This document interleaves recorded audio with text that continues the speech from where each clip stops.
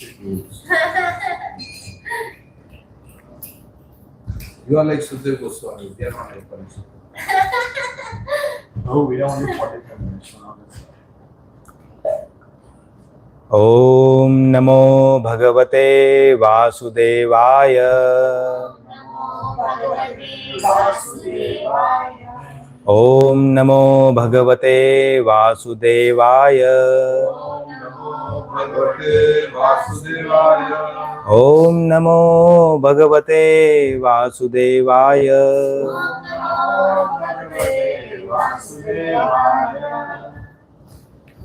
Jaya Radha Madhava Kunja Bihari.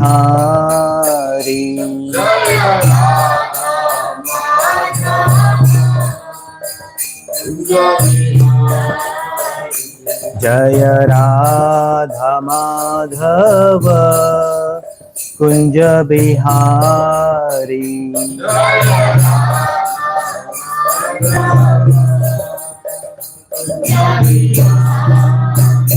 Jaya Radha Madhava Kunja Bihari.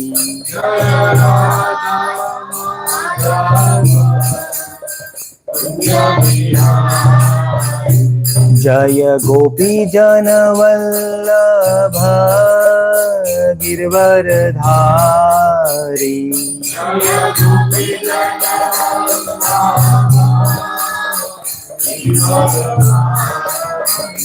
Jaya Gopi Jana Vallabha Girvardhari.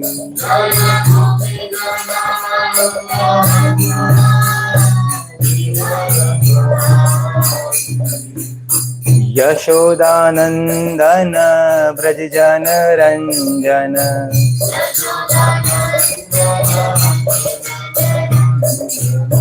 Yashodanandana Brajjana Ranjana.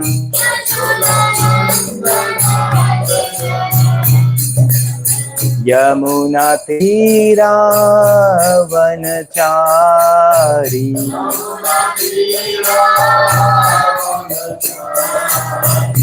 Jaya Radha Madhava Kunja Bihari.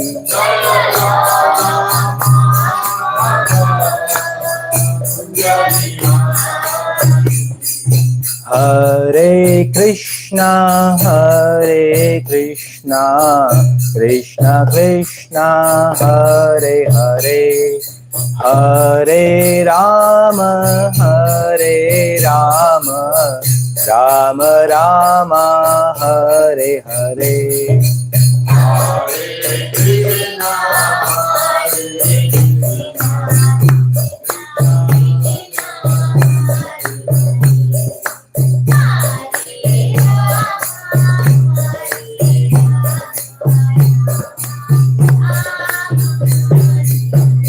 Hare Krishna, Hare Krishna, Krishna Krishna, Hare Hare, Hare Rama, Hare Rama, Rama Rama, Hare Hare.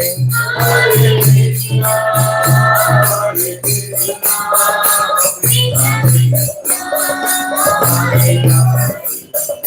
Hare Rama.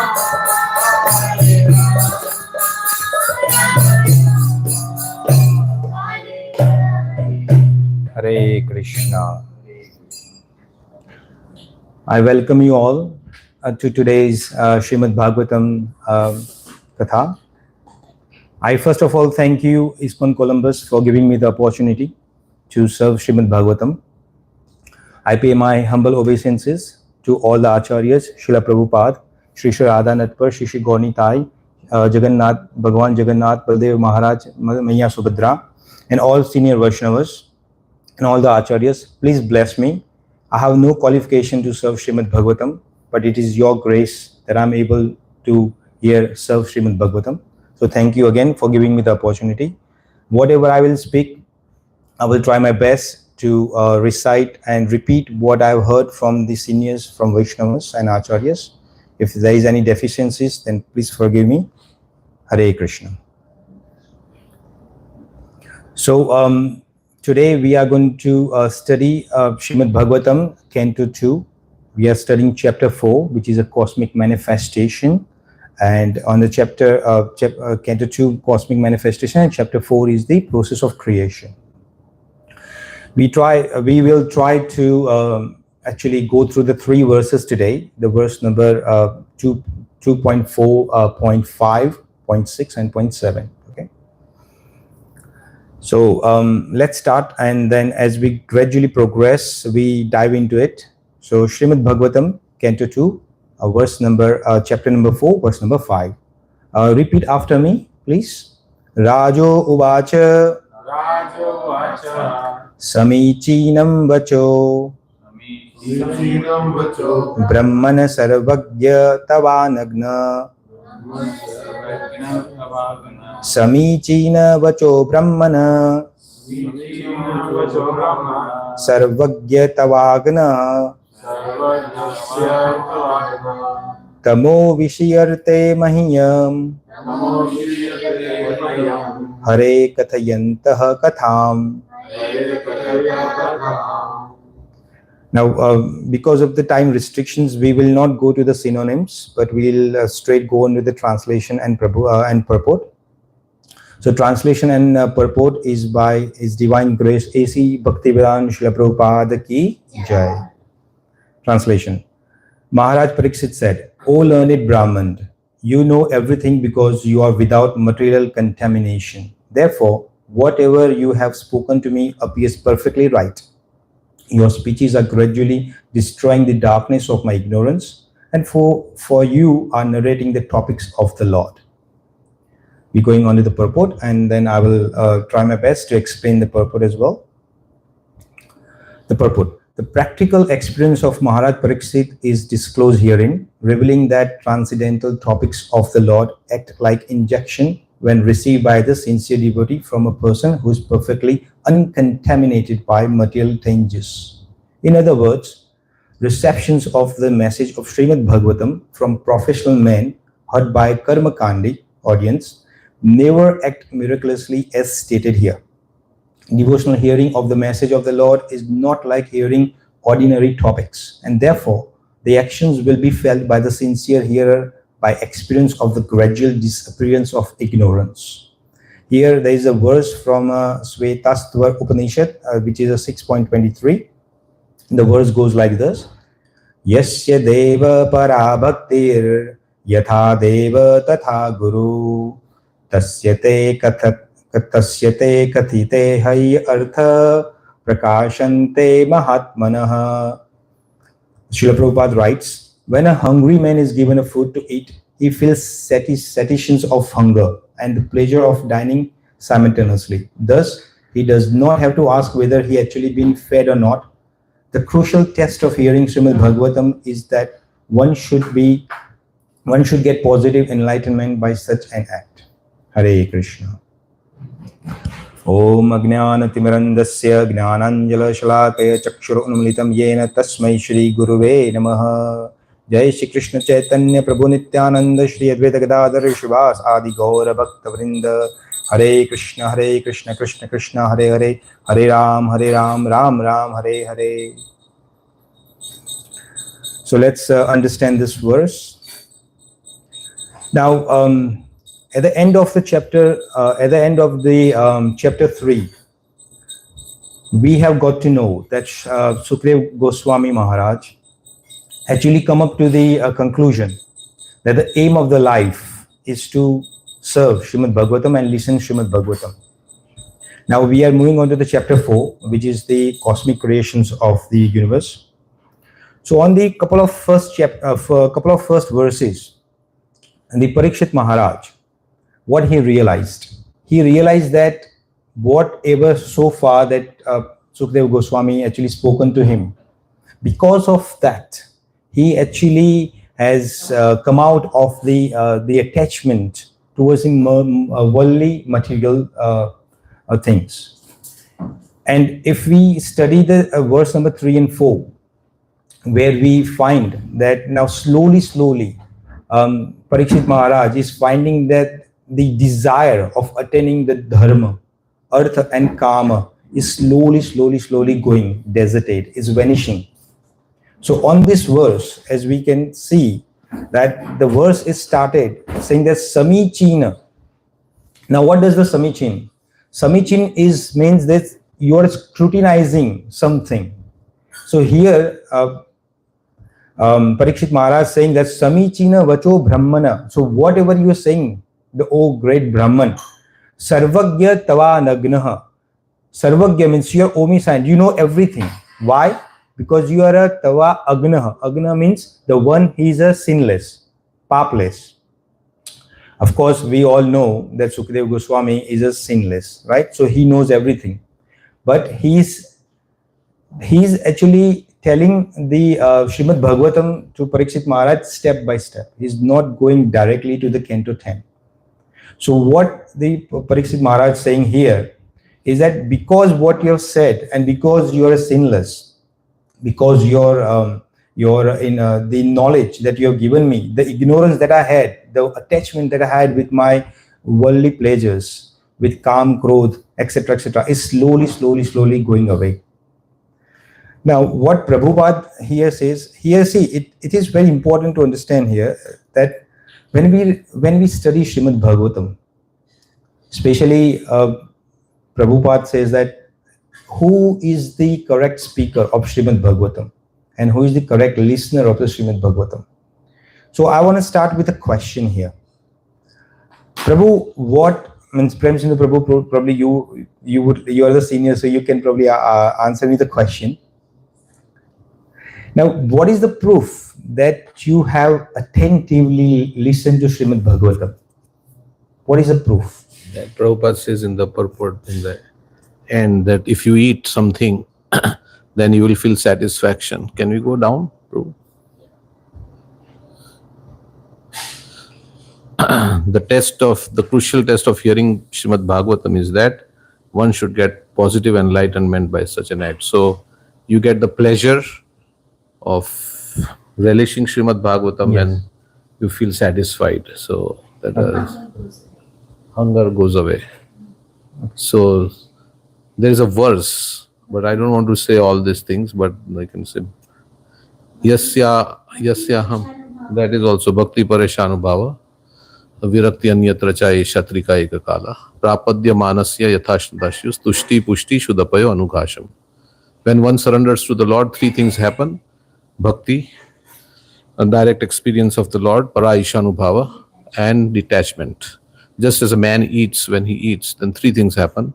He feels cessation of hunger, tushti, pushti, satisfaction, nourishment, and cessation of hunger. So all these things, there's many verses like that.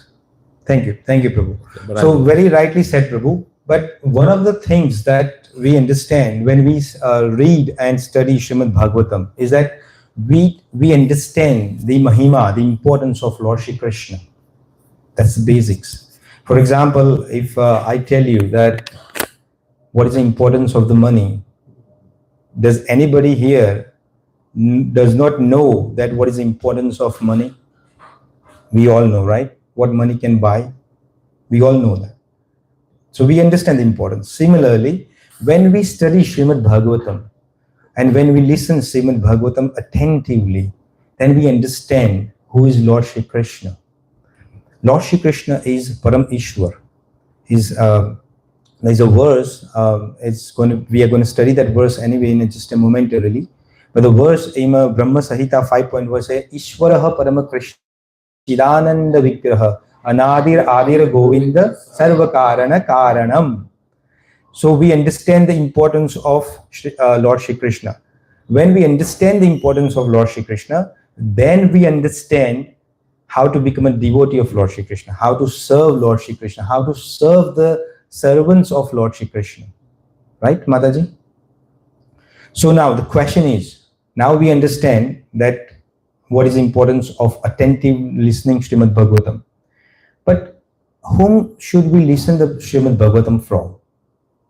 Mataji, can you give me one answer? Probably, whom should we listen the Srimad Bhagavatam from? Should be a pure devotee, and he should have heard it from his guru, and he should be implementing Bhagavatam principle in his life. So he should have achar, and then he should be preaching as it is. That's what it is. Rightly said. Thank you, Mataji. See, there was one Indian philosopher called Charvak, if you have heard about him. His philosophy was Yavat Jivat Sukham Jivat. Yavat Jivat Sukham Jivat. Runam Krutva Drutam Pivat. Basmi Bhutasya Deha Punaragamanaya Krutah. Now, what does that mean? He says, Yavat Jivat, as long as you live happily. That statement itself is really good. As long as you live happily. But the second statement is very interesting. The second statement says, Runam Krutva Drutam Pivat. It means borrow, even if needs to be, borrow, but drink ghee. We know all ghee, right?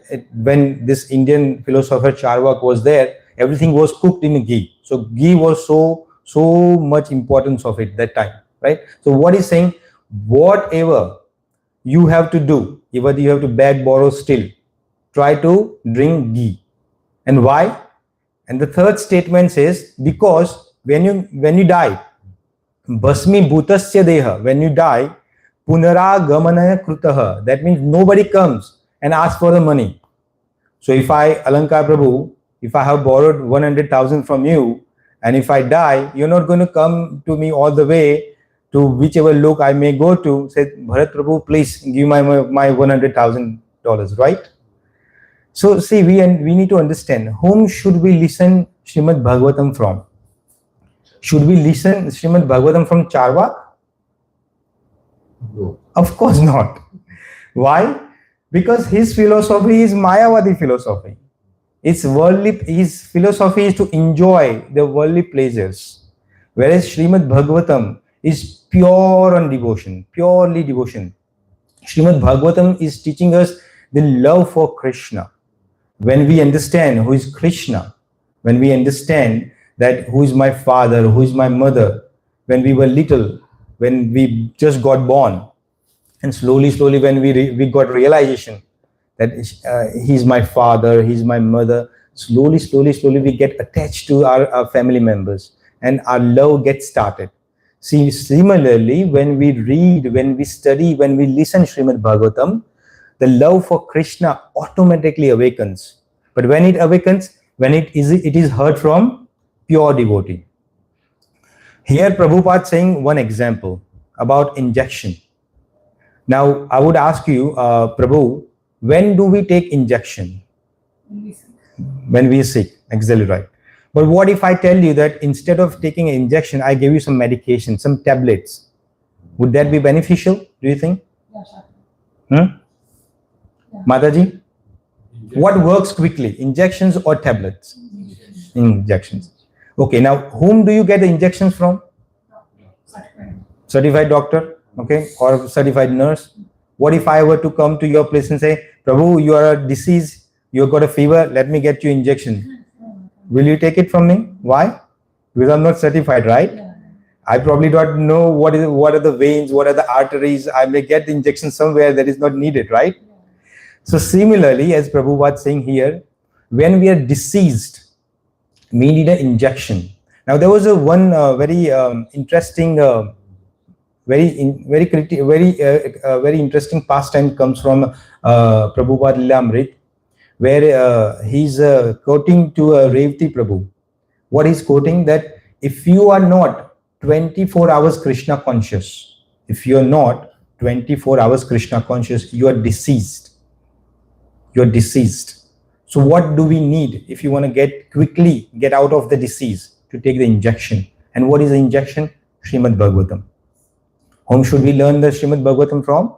Is from the pure devotee, or the devotee who is serving a Lord, Shri Krishna, or his devotees. Not from the professional speaker who is there just to earn money, make money. Now, there is one of the pastimes that I just quickly recall, very quickly.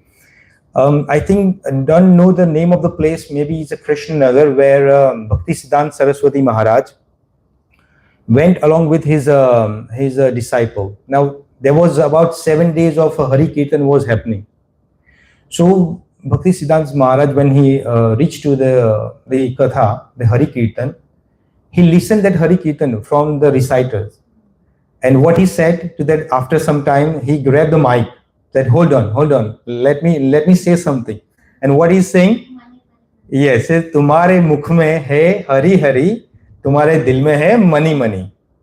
So if you are just serving Srimad Bhagavatam only with the intention of what? Making money, you are getting only anarthas. So you should listen Srimad Bhagavatam from pure devotee. Of course, there are so many qualifications that we can go through, but because of the time restrictions, I should move on now. Before I should move on, there is another example that comes in my mind very quickly. Now, one day what happened, there was one devotee, very senior devotee. So he asked his son, that son, please read Srimad Bhagavatam. You should study Srimad Bhagavatam every day. He actually takes the Srimad Bhagavatam, he reads for some time. And then he stands up. And father says, son, have you read Srimad Bhagavatam today? Say, yes, father, I read today, but you know what? I don't understand. Say, okay, read it tomorrow. Tomorrow he does the same. The answer is the same. Well, father, you know what? I don't understand. The third day, the same. So will Prabhu. Same, third day. Now the son got tired of the same answer. So he said, you know, father, I don't understand Srimad Bhagavatam. I don't understand Srimad Gita. So let me quit reading them. So father said, okay, don't do this. Let's do one thing. There was one tokri, the basket was there with the coals in it. Say, do one thing. Can you get some water? Can you fetch some water from the well? There was a well nearby. So just get some water in this tokri, basket. So, okay, father, as you say, I shall do it. So actually he goes there and he's trying to get the water in the basket. And by the time he reaches to his father, all the waters split, goes away, drains. And the father says, what have you done? Go again, fetch some water. He goes again, try to fetch the water. Second time happens the same thing. Third time, the same thing. Fourth time, same thing. And then son got tired, fed up, and says, you know, father, we should have something else. This basket, this tokri cannot hold the water. The father interestingly replied to son, that son, have you realized one thing? Say, what? You know, when you took the tokri, it had a dirt of the coal, right? But because you took so many times the water from the well, it got cleaned. So yeah, I didn't realize that, father. Yeah, you're right. So similarly, when you read Srimad Bhagavatam, Srimad Bhagavad Gita, you may not understand that at the same time. But if you keep reading it, all your anarthas will slowly go away. And then one day will come, Dadadi Buddhi Yogam Tam. Lord Shri Krishna Bhagavan says, Dadadi Buddhi Yogam, I will give you that buddhi, that you will be able to attain me, right? So slowly then you will understand, oh, this is what it is. When I read first time, I didn't understand what it really means by. So the crux of the matter is that you should, or we should all read, study Srimad Bhagavatam, Srimad Bhagavad Gita every day. So before we moving on to the next verse, any reflections, any questions? One thing makes me wonder, so Prabhupada says, even heard by a Karma Kandya audience. I mean, most of the people are Karma Kandya audience. And also many times the speaker also not pure devotee. And especially, of course, I'm talking about this one. So then how do we understand that? Should we not listen? Should we not be in the audience unless we have become pure? Or should we reject these people who are, obviously known to do that? So then how do we decide what kind to do? Very, very good question, Alanka Prabhu. So your question is that as Prabhupada said in purport that we should not hear Srimad Bhagavatam from Karma Kandi. And sometimes in ISKCON as well, when we hear a Srimad Bhagavatam from those who are just a devotee, or maybe Kanishta Adhikari, or maybe reaching to the Madhyam Adhikari. So what should we do? See, of course, in this today's world, attending a pure devotee like a Srila Prabhupada is very rare. So that doesn't mean that you should not listen to Srimad Bhagavatam. But then what should we do? There are a few qualifications of the speaker of the Srimad Bhagavatam. So the first qualification is that he should be Bhagavad himself. And what does that mean? He should be able to, his life should be based on the teachings of the Srimad Bhagavatam. Now that does not really mean that everything that is written in Srimad Bhagavatam, he is doing that. As long as he's trying, he is endeavoring to put those teachings in his life, he's serving Lord, he's serving the devotees, then we should hear from it. Why? Because as we all know that Lord Shri Krishna as a Chaitya Guru is in our heart, as a Paramatma, he's a super soul, he's there. So he's cleansing the chittas. And whose chittas are getting cleansed? Those who are serving Lord and his devotees. Those who are chanting Hare Krishna, Krishna Krishna, Hare Hare, Hare Ram, Ram Ram, Hare Hare. If you are doing minimum 16 rounds, Hare Krishna Mahamantra, your chitta, as we all know, that getting cleansed. And if your chitta is getting cleansed, all these lusty desires, worldly desires getting vanquished slowly. And if it is getting vanquished, that knowledge of Srimad Bhagavatam get automatically enlightens the person, that individual speaker. And then we should, so basically, you should not just criticize or discriminate between the devotees. Of course, if you are, for example, in India right now, nowadays, we have so many Srimad Bhagavatam is happening, so many, but they are all professional speakers. What they do, they say, give me 10 lakhs, 15 lakhs, 20 lakhs, 50 lakhs, we will do 7 days Srimad Bhagavatam. We should not listen from them because they're the professionals, because they're using Srimad Bhagavatam as a business.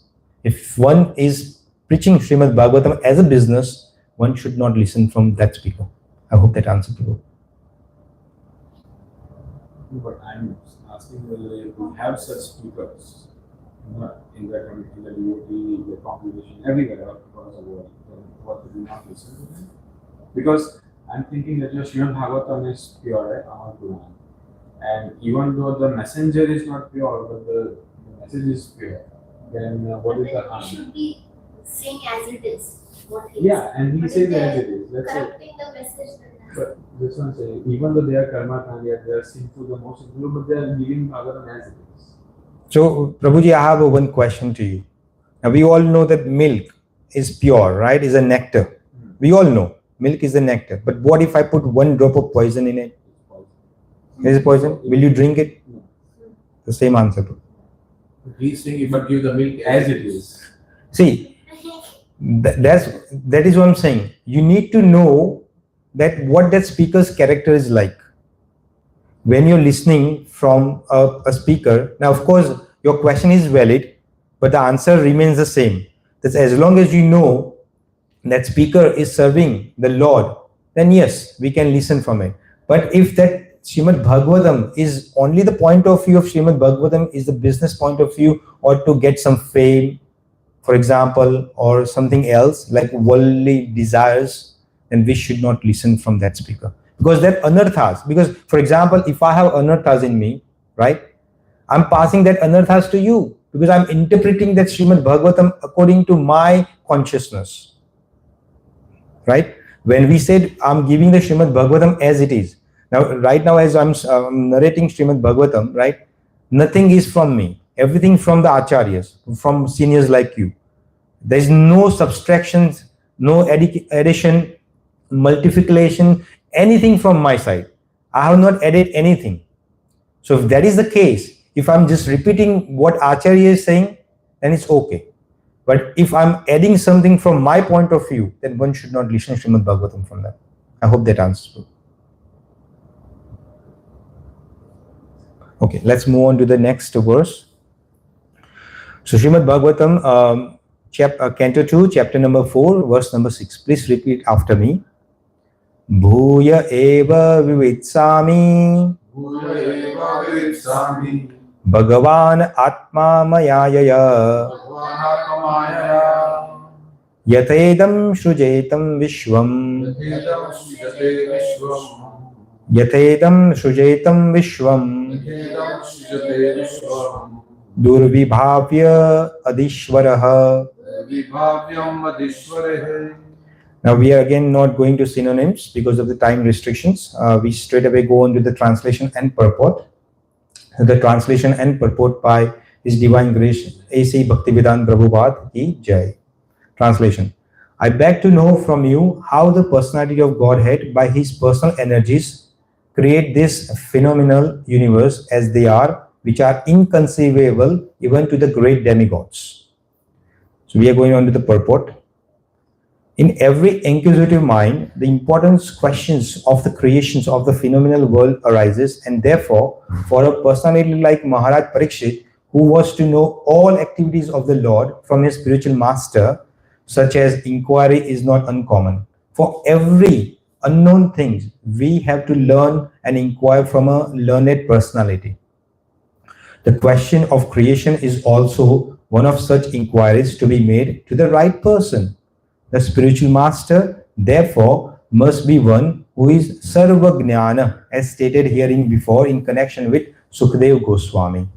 Thus, all inquiries on God which are unknown to the disciple may be made from the qualified spiritual master. And here, the practical example is set by Maharaj Parikshit.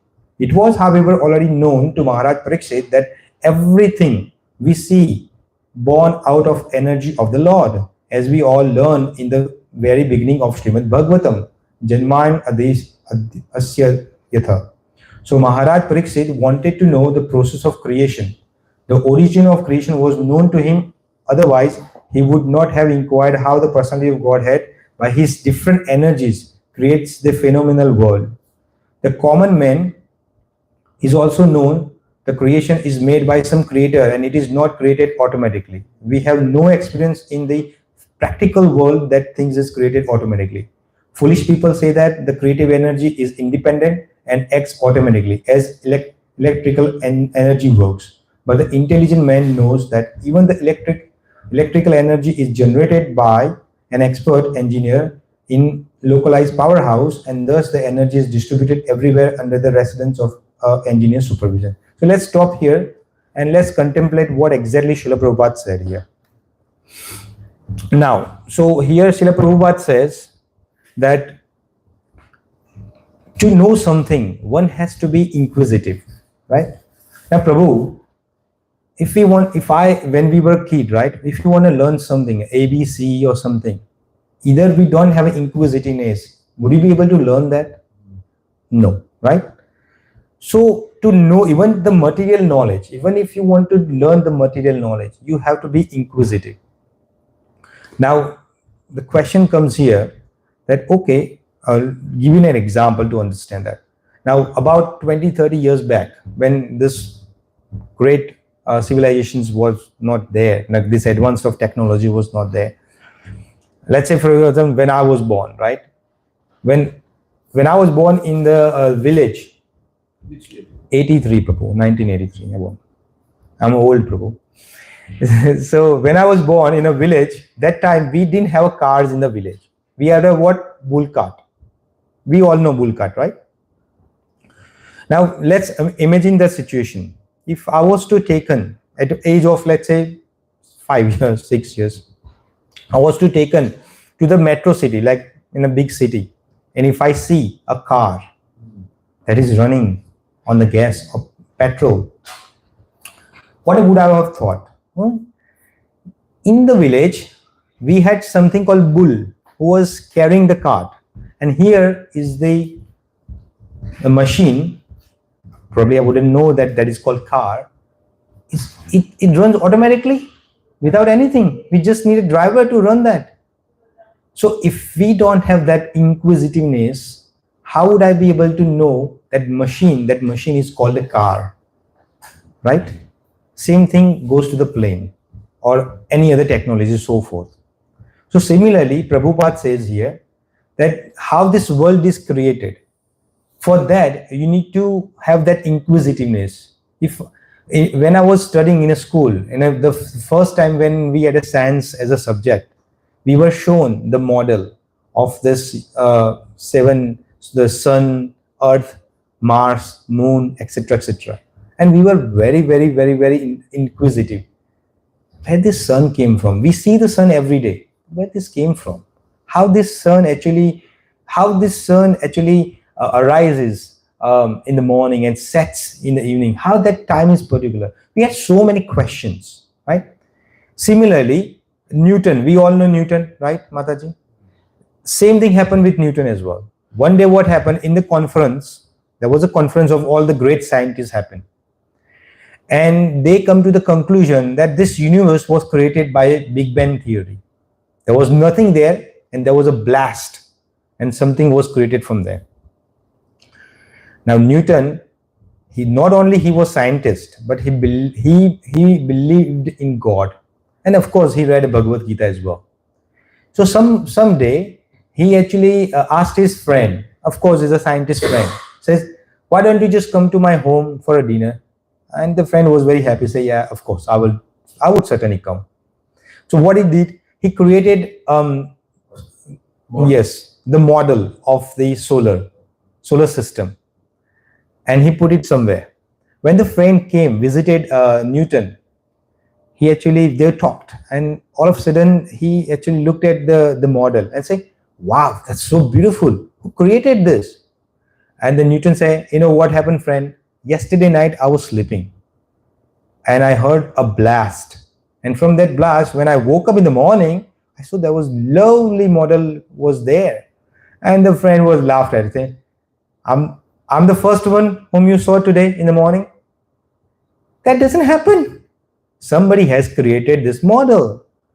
Newton said, "Well, then what you guys doing in the meeting when we had that time?" I explained the same thing. There is somebody is there who created this world. And you guys all only talking about what? The blast, the Big Bang theory. Srila Prabhupada was saying the same thing.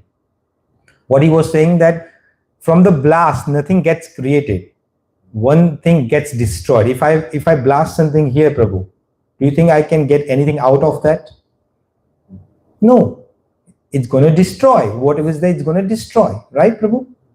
So similarly, the God who has created this. Of course, when we systematically study some verses down the Srimad Bhagavatam and few chapters down the line, we would be able to understand exactly how this universe was created. So of course, I'm not going in the details, but I'm just getting some gist out of it, right? So the question comes then, how come that we are not able to, not everybody, but some people, they don't care. They don't care that how this world is created, who is the Lord. So how come this happens? This happens because Lord Krishna is the one who gives the knowledge, and he's the one who makes us to forget as well. So if we don't trust Krishna, if we don't believe in God, what God would do? He will make us forget something. And of course, we will not have that inquisitive mind. As Prabhupada has given here example in the purport about the electric energy. Similarly, right? Let's move on with the purport. The Lord's supervision in connection with the creation is mentioned even in the Bhagavad Gita 9.10. So 9.10 says, the verse goes that Maya dakshena prakritihi sureta sarachara sacharachara hetunana konteya jagat viparivartate. So Bhagavan Shri Krishna says that Maya dakshena prakriti. So the prakriti working under me. What is prakriti? The Maya Devi works under my supervision. And what he says, suyate, that manifest. Suyate sacharacharam. In this cosmic world, that manifests because it works under my supervision. And he says, hetu nanena konteya. Because of that reason, konte means Arjuna, because of that reason, jagat viparivartate. That jagat is changing. So it's under my supervision, my instruction, this Prakriti is doing. So the question comes to me, if that is the case, Prabhu, if that is the case, that because the instructions of the Lord Shri Krishna, this Prakriti is all doing, so can we say that this all what is happening to us and in our life and everywhere is because of Krishna?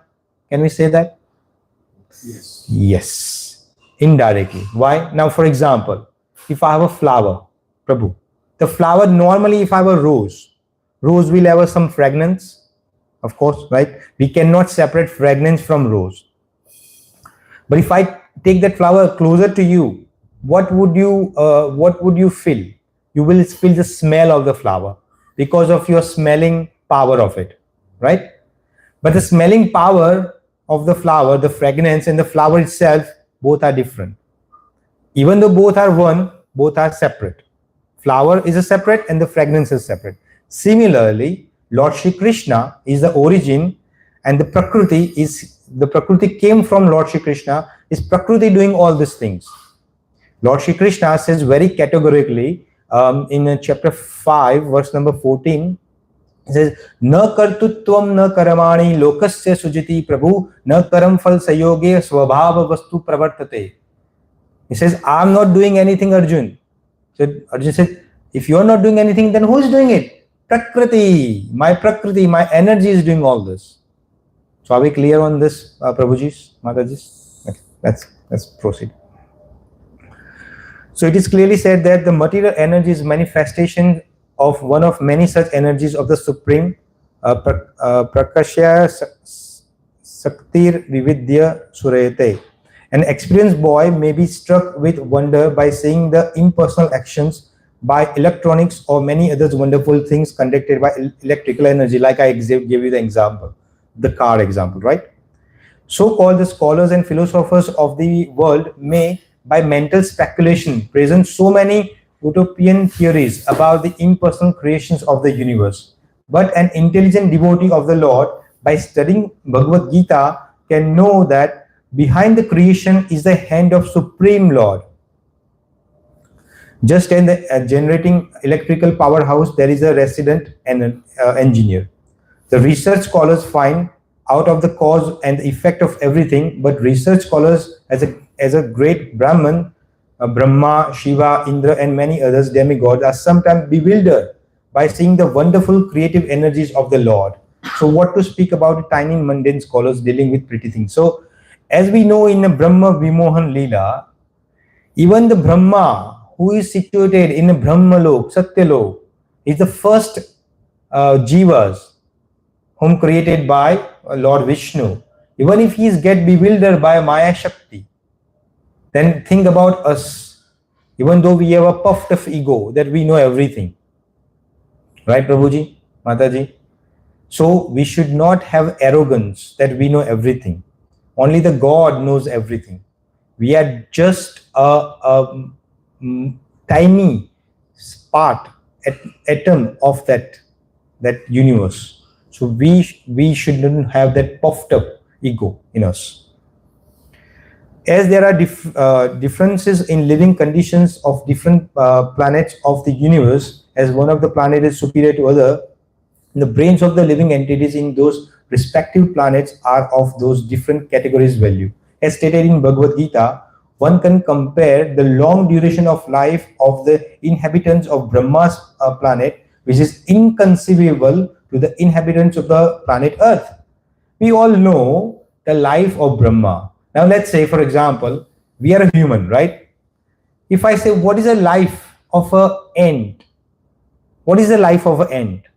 How long the ant lives? Maybe a day of us, maybe more than that, but let's say on an average. So for an ant, our life, which is human life, how long is it? Even if we take 60 years of human life, for an ant, that duration is so huge.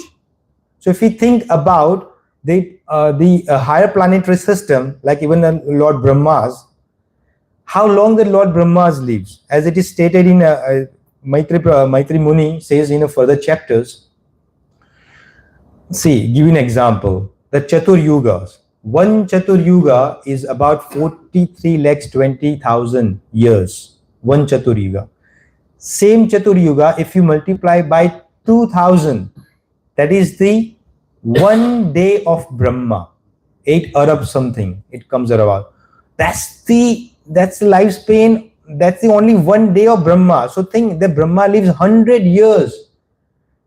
And that 100 years of Brahma is just what? One breath of Mahavishnu.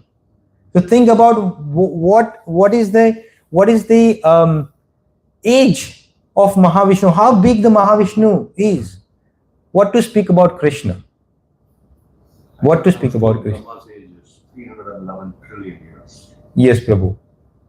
So we cannot even comprehend that numbers.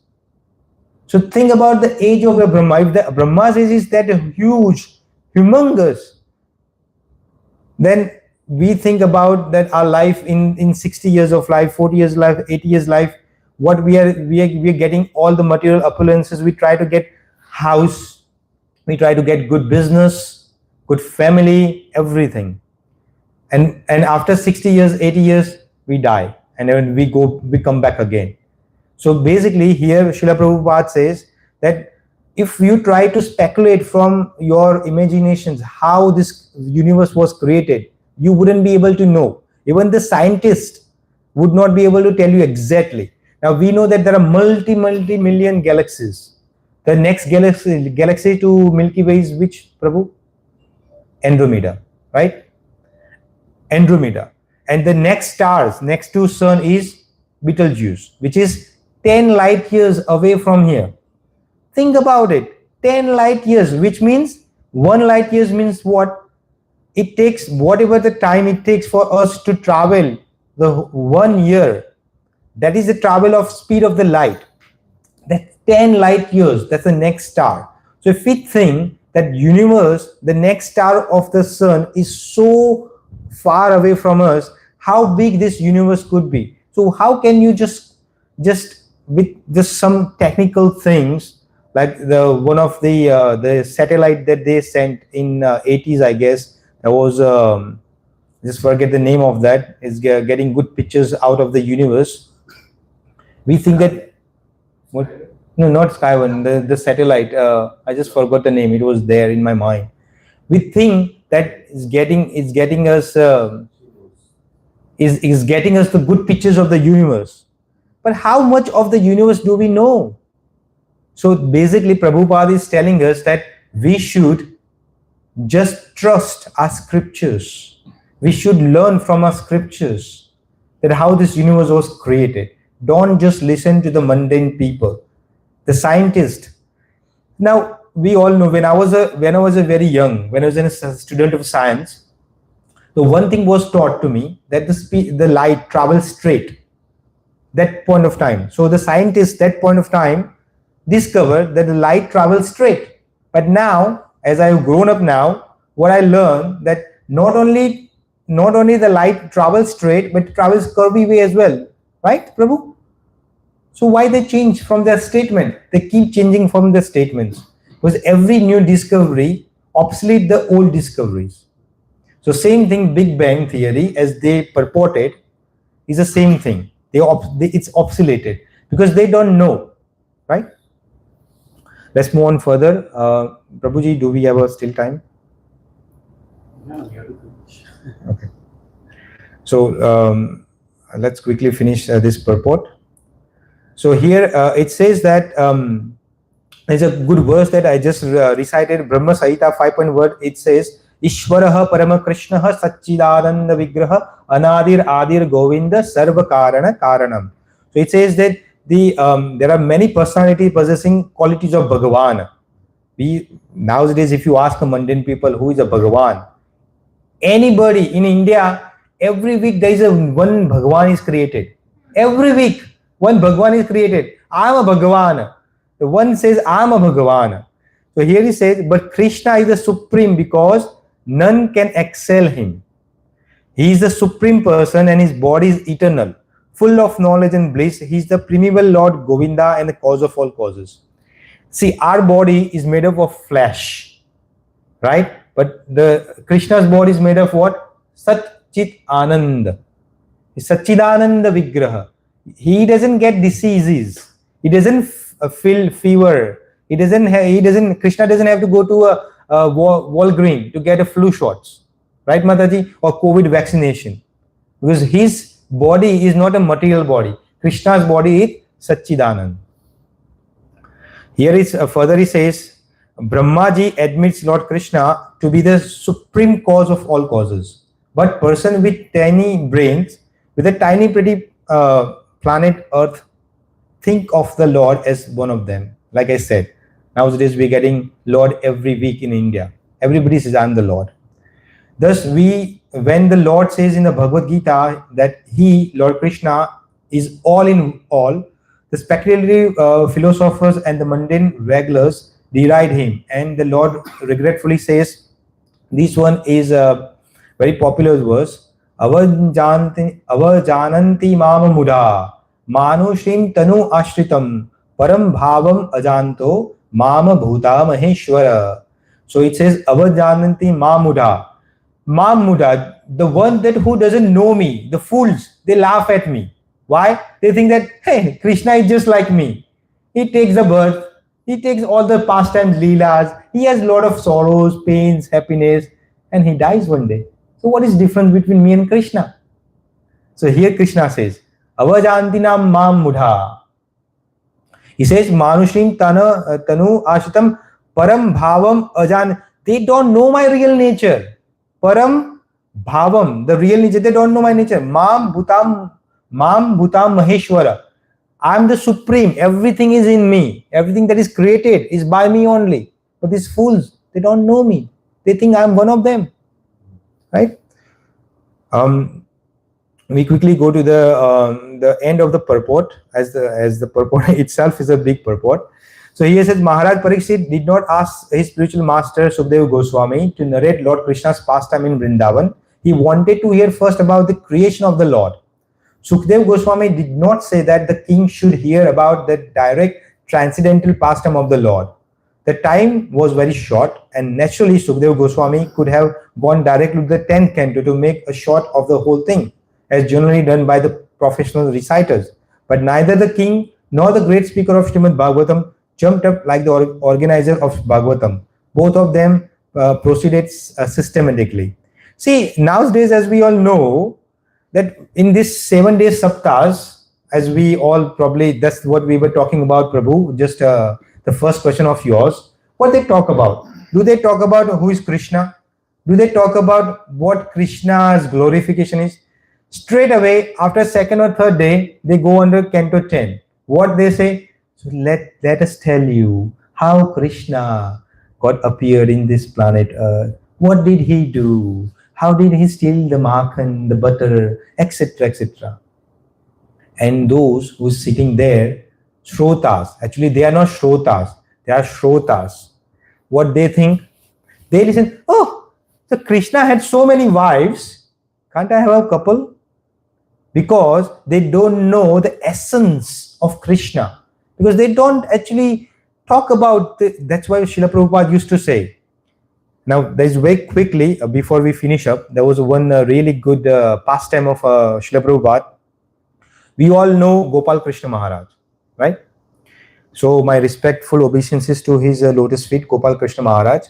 So one day what happened, when Prabhupada was in Mayapur, Gopal Krishna Maharaj, of course, because he was administrating and managing a lot of things at the same time, BBTs, Delhi and everything. So he had so many problems. So one day when he came to know that Prabhupada was in Mayapur, so he actually he knocked the door and entered into the Prabhupada's room. Now Prabhupada was writing something. And before Gopal Krishna Maharaj uttered a single word, because he had so much went to Prabhupada that I have this problem. Prabhupada, without even looking at up, he says, have you studied my Bhagavad Gita cover to cover? And Gopal Krishna Maharaj was stunned. He said, I'm here to tell you my problems, and Srila Prabhupada is saying something else. But because he obeyed his spiritual master's instructions, for 3 days, Gopal Krishna Maharaj locked himself in a room. And what he was doing, he's studying Srimad Bhagavad Gita cover by cover, page by page. And of course, Srila Prabhupada was looking for Gopal Krishna Maharaj. After only third or fourth day, when Gopal Krishna Maharaj, he saw Gopal Krishna Maharaj say, Maharaj Shri, you came to that day in my room and I think you wanted to say something. And Gopal Krishna Maharaj replied, Prabhupada, all my questions, all my queries, all my problems got answered just because I studied your Bhagavad Gita cover by cover, page by page. So basically, if we studied Srimad Bhagavad Gita, Srimad Bhagavatam by Srila Prabhupada, he is a pure devotee of Lord Shri Krishna, not others' Gitas. Gita written by, purported by our beloved A.C. Bhaktivedanta Srila Prabhupada. If we systematically study page by page all our queries, all our questions, all our problems, solution is there in Bhagavad Gita, in Bhagavatam itself, right? So very quickly, finishing the purport.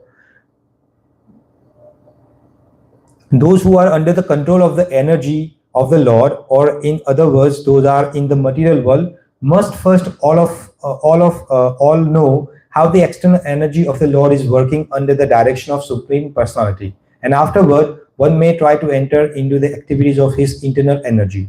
The mundaners are mostly worshippers of Durga Devi, the external energy of Krishna, but they do not know that Durga Devi is but the shadow energy of Lord. Behind her astonishing display of material working in the direction of Lord, he confirms in Bhagavad Gita 9.10, which we just recited. Maya dakshena prakritihi. So this energy, yes, surate sacharachara. So the Durga Devi is what? The shadow energy of Krishna, working under the supervision of Krishna, right? The Brahma Sahita affirms that Durga Devi is working by the direction of Govinda. Without his sanction, the powerful Durga Devi cannot move even a blade of grass. So those who think that Shakti can do everything, of course, but Shakti even cannot do without Shaktiman. So Shaktiman holds Shakti. Without Shaktiman, Shakti cannot do anything. Right, Prabhu? So who is Shaktiman? Lord Shri Krishna. So without his supervision, Shakti cannot do anything.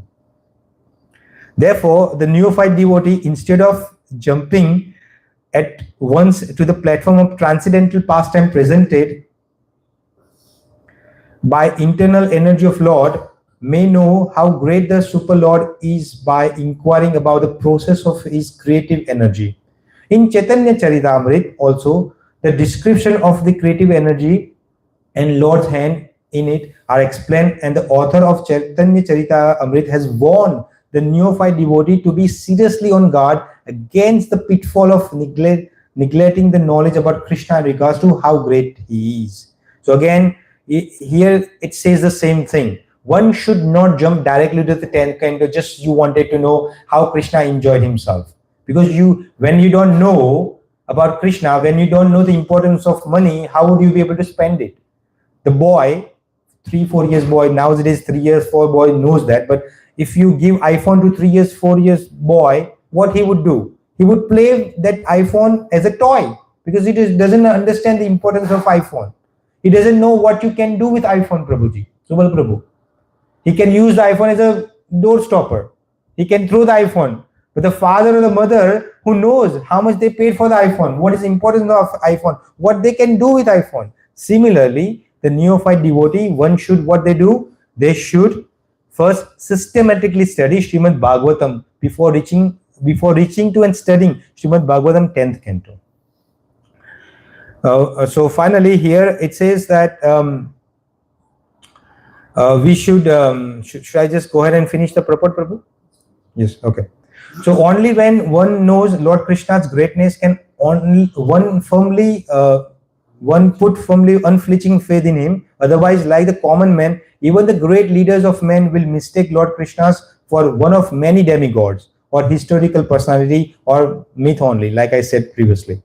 The transcendental pastime of the Lord in Vrindavan or even in Dwarka are relishable for a person who has already qualified themselves in advanced spiritual techniques, and the common man may be able to attain such a plane by the gradual process of serving and inquiring, and we shall see in the behavior of Maharaj Parikshit. Srila Prabhupada ki jai. So before I ending myself, just one thing I want to end with Srila Prabhupada, the quotation. Srila Prabhupada quoted, and what he quoted? He quoted that if you want to write something, write for Krishna. If you want to type something on computer, type for Krishna. If you want to print something, nowadays we take so many prints out, print for Krishna. If you want to sell something, sell the books for Krishna. If you want to earn money for Krishna and spend money for Krishna. So Srila Prabhupada ki jai, Srimad Bhagavatam Mahagranth ki jai, Shri Radha Vrindavan Network ki jai, all spiritual masters ki jai, all Srila Vaishnava ki jai. Any questions? Any reflections before we end of this session today? Prabhu, I don't mind doing it, but it's going to take a Question. On this verse, we should have question. means I could go this. So, Prabhu, how do we believe the Shastra? The scientists may say this is not provable. You saying that we should have faith. Yeah, you are saying Brahma lives, but who has seen Brahma? Who has seen Mahavishnu? You are saying all these things. Okay, so to answer this question, I have one example to give you, Prabhu, very quickly. Now, there was one book written by Bhakti Siddhanta Saraswati Maharaj. About the book name is about Updesi Upakhyan, something like this. Now, this book is about the stories, but those stories direct you to Srimad Bhagavatam. So, what is the story? The title of the story is Yes, No, Very Good. So, let me explain you what the story is very briefly. Probably you would know that story, Prabhu. So this is time when the Britishers were ruling India. So there was a murder happen in the village, and of course that time nobody knows English. So when the Britishers came, they asked who committed this murder, who killed this person, and nobody was able to answer. But there was one guy, one young boy. He knew a couple of words, and those words were yes, no, very good. So Britishers said, they thought, rather than investigating the murderer who killed it, let us grab this person and put him behind the bars. So they put him behind the bars. Now this person was taken to a court, and all the villagers, they were so happy.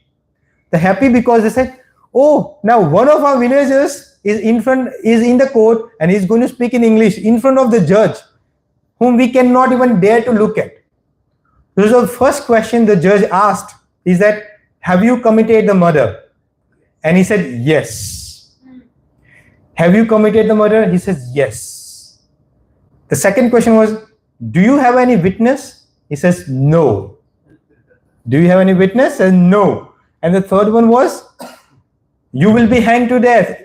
And he says, very good, very good. To answer your question, Prabhu, the same thing. The scientists have a little knowledge. They have a very little knowledge. Yes, no, very good. So if you want to believe scientists or science, then you end up with yes, no, very good. And you will be ultimately hanged to the death. Death, in a sense, ignorance of the death. So we should study scriptures, believe scriptures. Why? Now see, for example, when I was young, my teacher was teaching me one, and I couldn't do one. So I had a slate and a pen, and I say 1, 2, 3, A, B, C. But the question is, whom did this teacher teach you 1, 2, 3, A, B, C? Of course, his teacher, right? And whom did that teacher teach you 1, 2, 3? His teacher. So similarly, our knowledge, our Gyan is coming from paramparas. Our spiritual master learned from his spiritual masters. His spiritual master learned from his spiritual master. And that disciplic succession, if we go to, then is Lord Shri Krishna who actually gave this knowledge to Brahmaji, and then Naradji, and etc. etc. In that chain of disciplic succession, we are learning this divine knowledge. So I hope that answers your question, Prabhu. Scientists also learn from previous scientists. Prabhu, as I said, scientist, I just said one thing about the light example. Previously, they said that the light only travels straight. But now they said, no, the light not only travels straight, but it travels curvily. Tomorrow, after probably 10 years, they say the photons, we know the photons, right? From which the light is made up from. He said photons, tomorrow they claim that photons may scattered in any direction. So light can go any direction. So would you believe that, Prabhu? So it's up to you what you want to believe. They don't have any evidence. They only believe what they have discovered with the use of that little tiny brain. They are revealing more and more information, just like different acharyas reveal more information about Krishna's pastime, some reveal little bit. Then another pastime, another acharya gives more commentary and he reveals more. No, but then everybody is true. But in this case, scientist case, the previous one was. Prabhu, in acharyas, but in acharyas, no, not any acharya says my previous acharya what he said is wrong. Even But light also, they say, first there was no wave nature, it was only particle. Then they said it has both, so it is including what is there plus is there. So in that example may be the case, but many examples, people died thinking that Earth is the center of the universe. Yes. Many people were killed because they thought this was the case. We will not hang people thinking that you follow previous. now many scientists believe, like I said, many scientists believe that this creation is done by Big Bang theory. Do you want to believe in that, Prabhu? You said that the blast cannot create something. So this word came from Mahavishnu. You want to believe in that theory? Undoubtedly, Prabhu, because my acharya is telling It's up me. to you who you want to believe. Well, If you are believing in that theory, he is believing in this theory. Prabhu, if you don't want to believe your parents, that who are your parents, then who can help you, Prabhu? Parents If you can ask lie your also, parents can lie also. Prabhu, our discussion can go and on. I can give you multiple answers of this, Prabhu, but because of the time restrictions. What's the answer? No. Can you say one? Okay, let's move on. Are you satisfied with I'm the satisfied. Are you satisfied with the answer, Prabhu? Can I, You want to can I say? share some? Yeah. I just came for a small prayer. My mother's death anniversary today. Yes. I'm from California. I Mhm. came here to bring my son to Yeah. campus. I saw this with this short. Then it's an interesting conversation. So I just want to share my little. So what we call as science is technically physical science. When though we say it physical science, it's because that's what we perceive through our five senses. And if we think that is the reality, then that's already you're confining yourself like this is the reality. Because you're only sensing through the five senses, right? So in that, you are bound by time and you're bound by space. So you can only travel forward in time, you cannot go backward. You can be on one spot at a time, you cannot be on multiple. So there's a lot of this constraint in this reality, right? So I have the same questions I used to ask. The problem is the tool that we use to ask questions is a very limited capability tool. And if you begin to trust it, and if you think that's what it is, everything, then you are not looking into the true reality. What you're having is a subjective reality. Like you're going through your reality is not my reality, because you may look at the same thing and you say different, I will say different, right? So when you have increased perceptions, if you can, then you talk about siddhis.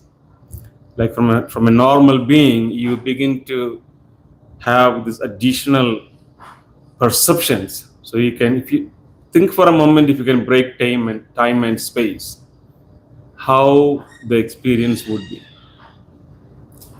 If you can break time and space, immediately a lot of these questions will go right away. Because even to ask a question, you need time. Even to think, we need time. right? So you're already, if you know everything, for example, say you somehow you have the siddhi, do you really then need to think? If you know everything, then you don't need to think. You don't need to be intelligent, because that then the knowledge, right? So we are not there. we are not there yet. Hopefully, me, you all will evolve and get there somewhere. But until then, all we have is rational questions in rational logic. So that's how far I progressed in my, to realize that I know little, I don't know a whole lot. Right? Thank you, Prabhu.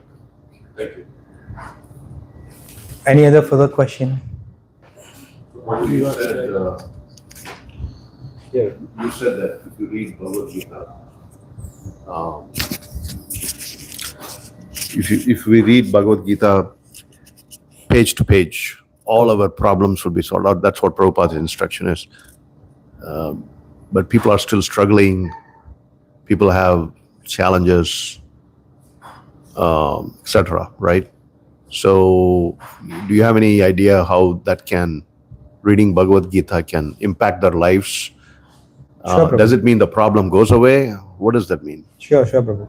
Now, Prabhu, before answering your question, if I were to announce here that in Columbus, I will give you a 10 minutes lecture how to make money from $1 to $1 billion in 10 minutes.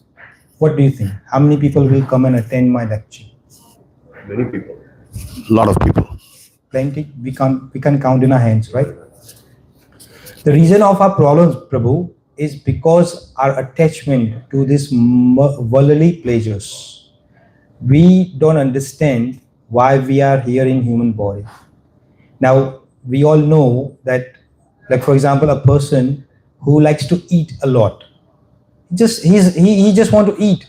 Whenever he sees something in front of him, he just eat, right? Now his consciousness is just eating. So Lord Krishna will say, okay, well, I've given you the body of a human, but I don't think so you deserve the human body. Why? Because you like eating only. So rather I make you elephant next life. How much elephant eats, Prabhu? A day, in turns, a day only, in one day. We cannot even eat whole throughout our life. Similarly, Prabhu, the one who wants to enjoy just sleeping, he just wants to enjoy sleeping. Whenever you find him, he wants to enjoy sleeping. So Lord Krishna says, you know what? This human body is not for you. The frog sleeps 8 months. 8 months. So you better be a frog next time. You will enjoy sleeping. You enjoy sleeping, right? Similarly, as we keep going on and on, the problems that we consider as a problem is because we are not at the level of Atma, soul. We consider that this body is mine. When we leave this body, neither we know the knowledge that where we came from, neither we have a knowledge where we would be going next. Because we see this body made up from flesh, blood, bones, we think, oh, this is me, Bharat Prabhu, this is Sukhdevanand Prabhu, this is Alankar Prabhu. Why? Because I got a body, I got a physical body here. And because these all problems are related to the body, your consciousness defines you, Prabhu. Now, when you are reading Bhagavad Gita, of course, Shri Krishna does say in Bhagavad Gita that whatever once you surrender to Krishna, you have to surrender yourself to Krishna, Prabhu. If you don't surrender yourself to Krishna, and if you say, for example, if I'm in some middle of ocean and I'm drowning, but I'm not having my hands up, I'm just saying, I'm drowning, please help me, please help me. Would anybody be able to help me? No. For that, I have to make some efforts, right? I have to have my hand raised, say, help me, please, help me, please. Then Krishna will send somebody to help me. Similarly, if we don't surrender to Krishna, Sarva dharman parityajya mamekam sharanam vraja aham tvam sarva papebhyo mokshishami ma sucha. 18.66. So Krishna says, Until and unless you surrender to me, your problems will stand thereby. So does that mean that if I surrender to Krishna, my problems won't be there? Of course, the problem would be there. Why? Because we have done so many karmas in previous births. Mirabai, the great example of great devotee Mirabai, didn't she have a problem? She was fully surrendered to Krishna. She had a problem.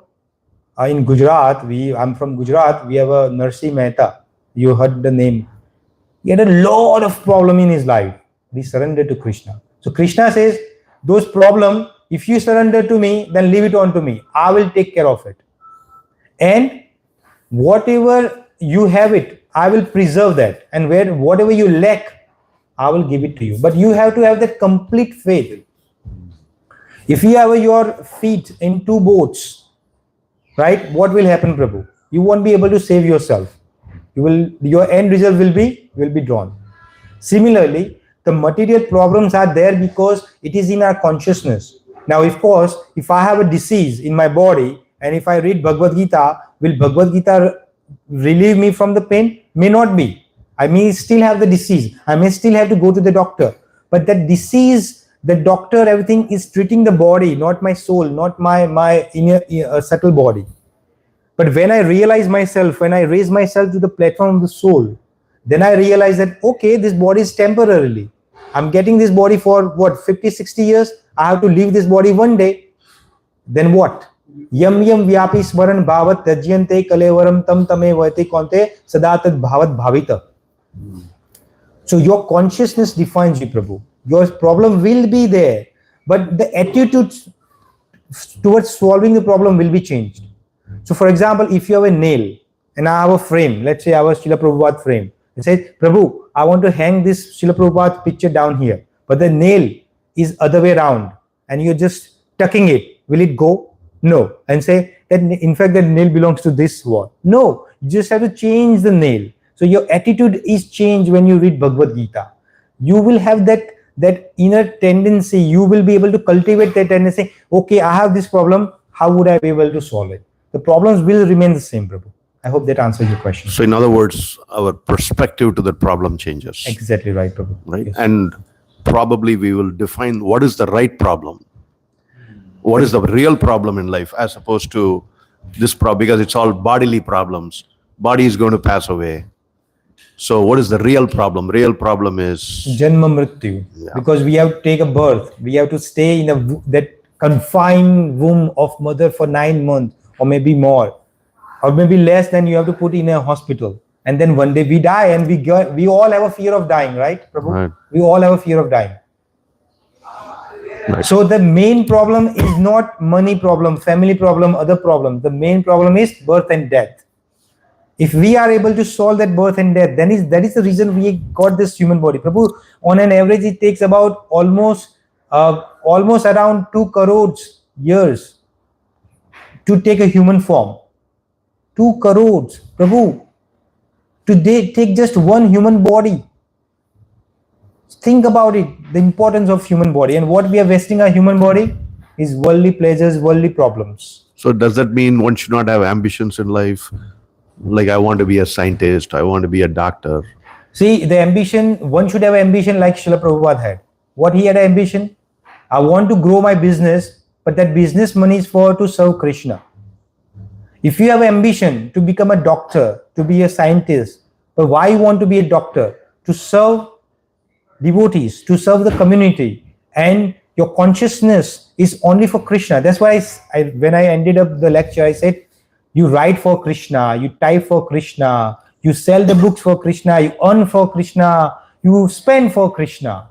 If you are Krishnamay, if your consciousness is Krishnamay, Prabhu, then you are out of this Janma Mrityu. So what I'm understanding from you is Arjuna was a warrior, right? That was his occupation. He was a warrior. He was He was a Kshatriya. Yes. But he used the warrior skills to serve Krishna in the battle of Kurukshetra, Yes. right? After receiving Bhagavad Gita knowledge, right? So similarly, we can use our profession. We can aim high. We can even become president of the United States, provided we know how to use that in the service of the Lord, right? Exactly. That's right. what you're See, saying. Very good. So example. ambition is not a problem. If you have material ambition, then is a problem. Because what happens, see, Now, when you read Bhagavad Gita, when this happened to me, Prabhu. When I did not read Bhagavad Gita in my 10th standard in India, HSC, right? SSC, I had an aim of achieving 95% in a board, but I did not secure 95%. I was so dejected. Everybody in my family was saying, "You are loser. You said you set your aim for that much and you achieved this much only. Because of that, I have to take a commerce stream." And everybody said, "You're finished because you took a commerce stream." But luckily, I'm a now CPA, Prabhu. I'm chartered accountant. So am I successful? Yes. But it depends how you look at the perspective, Prabhu. It depends how you deal with the problem. If you read Bhagavad Gita, it gives you that attitude inside how to deal with the problem. And as you rightly pointed out, Arjun was a Kshatriya. His ambition was, of course, his ambition was not to become a king. And ultimately, Yudhishthira Maharaj would become a king anyway. He would be what? The Senapati of that particular kingdom. Right. No, why I'm saying that is sometimes people can misunderstand. All I have to do is just surrender to Krishna and not do anything else in life, right? Instead, you can surrender to Krishna and be really good at your profession. Is all I'm saying. Exactly right. But that's like, Prabhu, as long as you have that attitude, Right. it's the best. But normally what happens when you normally achieve the ladder of success, if you become if you go into MNCs, if you start working MNC, I have experience of working in MNC. There are a lot of politics in MNC, Prabhu. Right. Now, if you were to just say that you would be able to sustain yourself as a Krishna consciousness thing, and then you will be able to survive in MNCs. It's very hard, Prabhu, because then you have to do a lot of politics, you have to do a lot of backbitings, you have to do a lot of buttering to your managers and superintendent, your hierarchies to get yourself higher and higher position. This is not Krishna consciousness, Prabhu. When you can butter them and preach Krishna consciousness. Well, in theoretically, you can say yes, but practically, Prabhu, like I said, practically, first is set up your mindset. If you are if you set your mindset that No, you are the problem I have with your argument is, yes, Prabhu, yeah, we'll stop here. The problem I have with your argument yes, is you're saying you cannot have ambitions, and because that's going to prevent you from spiritually progressing. But if we read Bhagavad Gita cover to cover and truly understand the essence of Bhagavad Gita, that will help you to conquer some of those problems. undoubtedly, Prabhu, I never refuted that you should not have ambition. You should have ambition. You should just hire and hire. But the question remains the same. When you reach, let's say, I become a CEO of Apple.